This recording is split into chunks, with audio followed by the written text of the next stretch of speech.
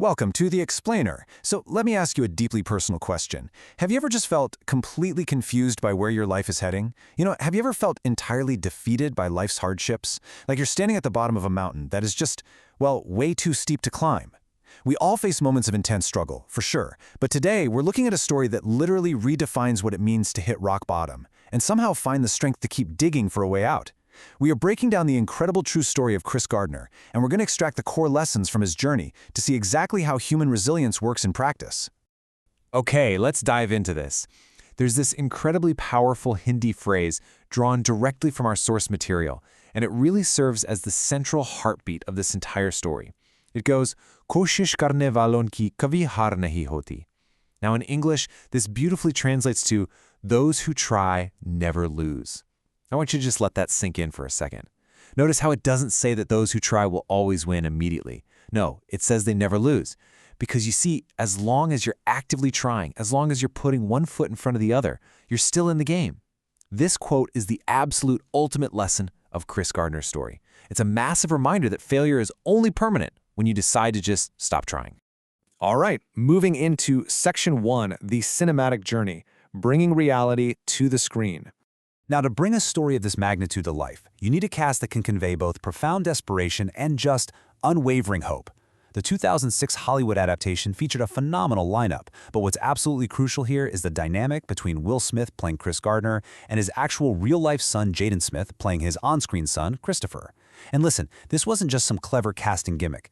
Having a real father and son on screen brilliantly captured the agonizing reality of this struggle. The love, the fear, that raw protective instinct you see portrayed in the film, it's palpable, right? Because the underlying bond is actually real. It grounds us in the cinematic portrayal and makes the stakes feel incredibly authentic.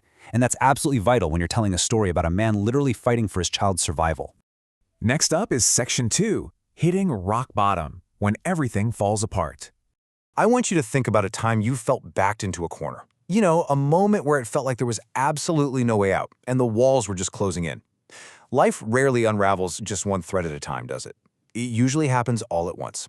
Now, what's really interesting about this is how for Chris, it was a rapid-fire list of compounding struggles. First, we have professional failures. Chris was trying to make a living selling portable bone density scanners. Now, these devices were basically a luxury for most doctors back then, so the sales just weren't happening. But that professional failure, it triggered a complete life collapse.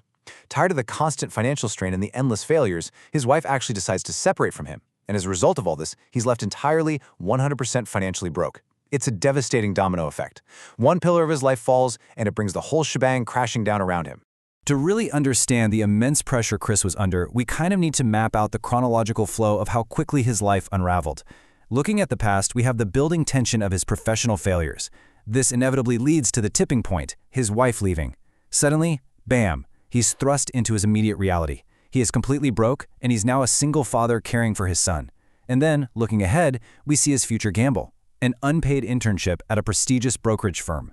He's literally transitioned from a struggling salesman to a desperate single father who is about to take the biggest, most dangerous risk of his life just to secure a future for his child. Moving to Section 3, the ultimate responsibility, the impossible, unpaid gamble. And this brilliantly illustrates the sheer impossibility of his situation. On one hand, he's navigating a highly competitive brokerage internship.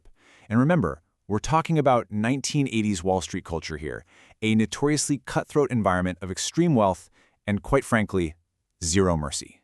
Statistically, the odds were absurd. Only one intern out of 20 would actually get a paid job at the end of 6 long months. Surviving it requires sharp focus, clean clothes, and really high energy. But then, on the other hand, he's a financially broke single father. He has absolutely no money to feed his child, pay for daycare, or even keep a roof over their heads. I mean, how do you excel at an elite Wall Street internship during the day when you're literally sleeping in public transit bathrooms with your son at night? The contrast between what he was trying to achieve and what he was physically enduring is just staggering.